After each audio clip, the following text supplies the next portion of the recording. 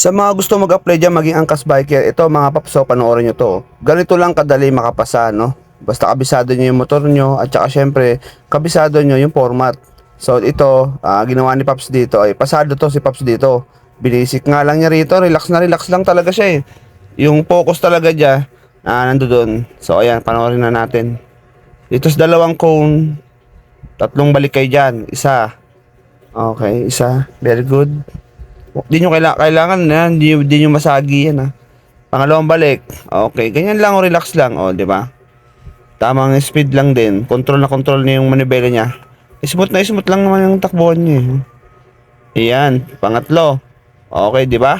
Tatlong balik. Then dito sa 1 2 3 4, siyempre unahin niyo dyan number 1. Number 1. Yan, ganyan ang number 1. Then ito yung number 2. Ito na may number 2 na to, ganyan din. So, ayan, very good. Etong number 3, kailangan nyo talaga itong buweluhan. No?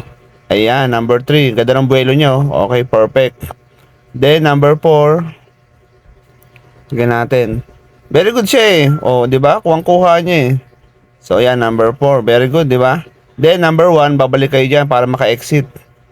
So, ayan. Tapos, okay, number 1. And then, arangkada. Ganun lang kadali makapasa, di ba? O, ano pang ginagawa nyo? Apply na.